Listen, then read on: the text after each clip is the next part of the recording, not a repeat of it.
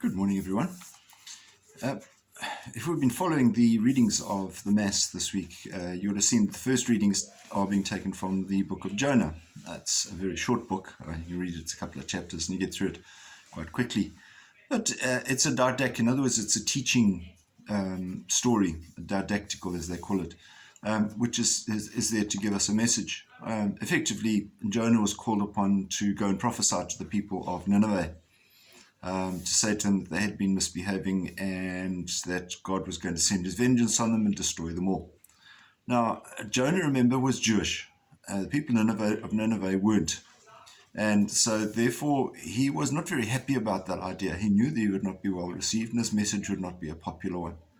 So he tried to get away, and we know the story. He went in a boat and the storm came up and eventually got chucked overboard, and according to the Bible was swallowed by a fish, and as he gets swallowed alive with it.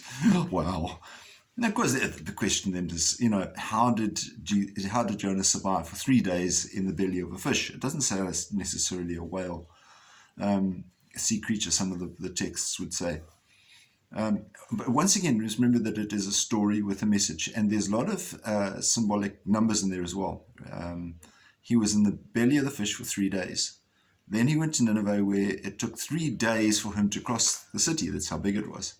And he was prophesying that if they didn't repent in Nineveh, that the city would be destroyed within 40 days. 40 days, remember that? 40 pops up a few times in the Bible. In terms of, Jesus prepared himself by going to the desert for 40 days and so forth. So a lot of symbolic numbers happening in the book of Jonah. So what essentially is the story? Well, the story is that Jonah attempted to defy the request of God, because he said his Jewish thinking, is that there was only salvation for the Jews. So how could God possibly have any interest whatsoever in the Ninevites? So when God did relent and started and saved the Ninevites because they had repented and the king had put on sackcloth and so forth, Jonah got upset. And so why did you get upset? Because Jonah expected God to come through with the Jewish teaching and destroy the Ninevites, and God didn't. And so Jonah was really upset about it and angry about the fact that God didn't do his will. So important, I think, that we understand. We can often think that we can dictate to God about how he's going to react, and God's reaction sometimes surprises us.